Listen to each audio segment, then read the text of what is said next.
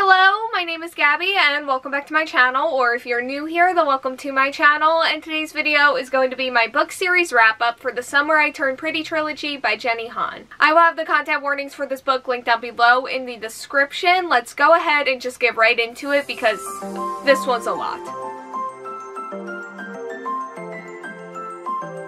The Summer I Turned Pretty follows our main character Belly, who spends every summer at a beach house with her mom, her brother, her mother's best friend, and her two sons, Conrad and Jeremiah. And these two boys have never really noticed her, despite her noticing them. That is, until they do one summer, and everything begins to change for the better and also for the worse.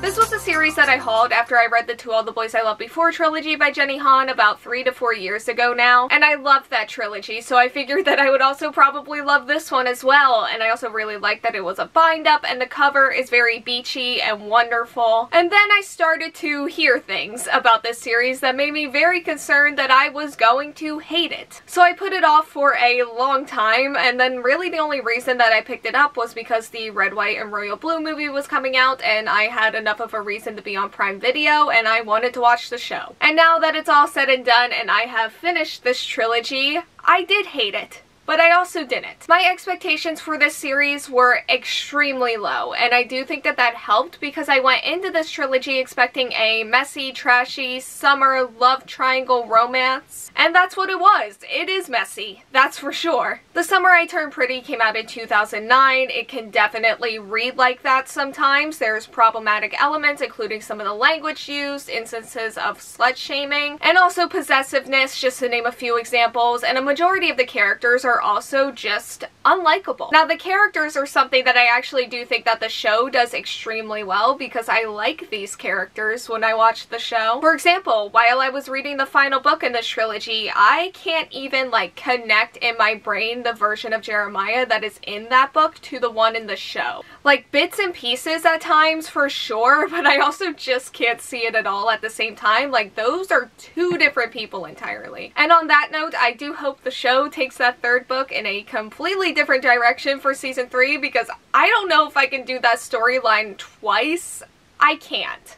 I just can't. This whole story felt like watching a reality show with bad behavior that I just couldn't look away from because it was so messy that it became fascinating and interesting and even fun at times because it's just so ridiculous. And I did get invested into the drama, and that's the show's influence, but I also do want to give some credit to the book series for that as well. I also do like the way that the story was told and how we got so many flashbacks. This was something that I didn't think that I liked at first, but once I got further in, I got used to it, and I do think that this is something that ultimately works for this series. These books are also incredibly quick reads. I didn't finish one of these per day, but I could have very easily, and I did with the second book and basically did with the final book as well, minus like 5 pages. I haven't really talked about Belly yet, so let's go ahead and do that. She is the point of view that we get the most. We get a few Jeremiah chapters in book 2 and then a handful of Conrad chapters in the final book, but otherwise it's just Belly. She's young, she reads very young, and she can definitely be annoying and frustrating. And again, I do think that this is a case that my expectations were so low when it comes to her that she almost wasn't as bad as I was expecting. But yeah, she definitely does have her moments here. I would also say that there isn't much character growth throughout this series. For her, at least. I was hoping there would be, but despite the small time skip in between book 2 and 3, she had still not grown out of some of her more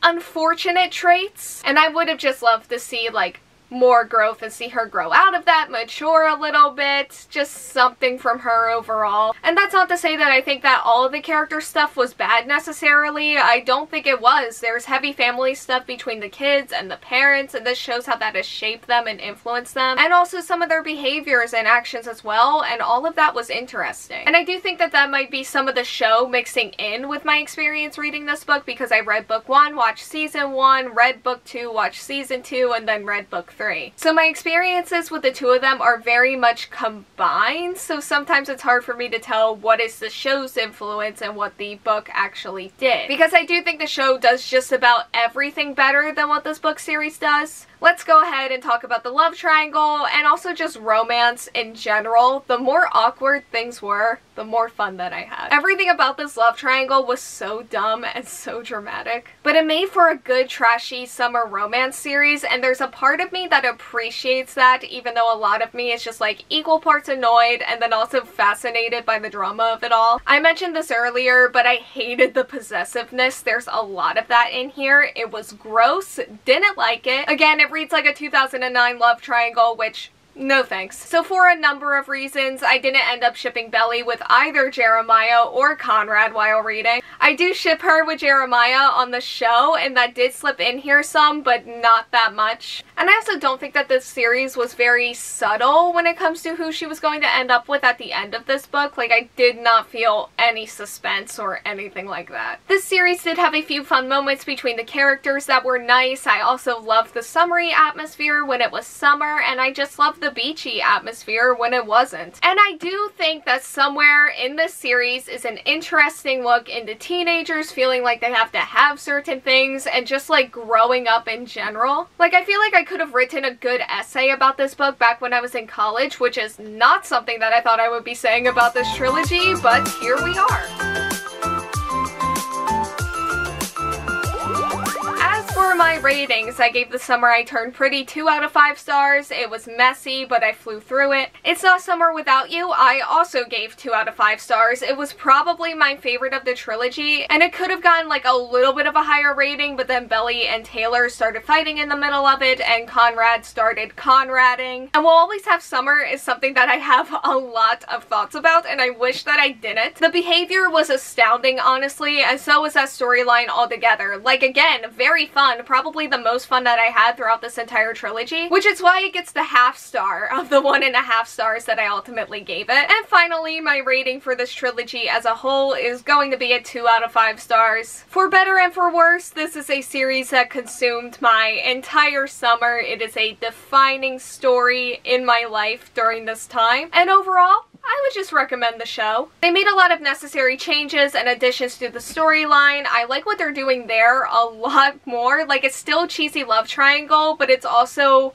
more. The characters are likable, even though they still do have their moments, and they are, in fact, moments. They also just have a really fun cast playing these characters. The emotional moments felt a lot more impactful, as well as the relationship developments. And all of that brought my investment up beyond just being fascinated by the drama, and I do think that the investment in the show helped these books at the end of the day, although the show was also the reason why I almost DNF'd book 3 less than 50 pages in. Okay, so that is all that I have for today's video. Thank you all so much for watching. Like, comment, subscribe, hit the bell, and answer the question that'll be around here if you want to do that, and hopefully I will see you here next time. Bye!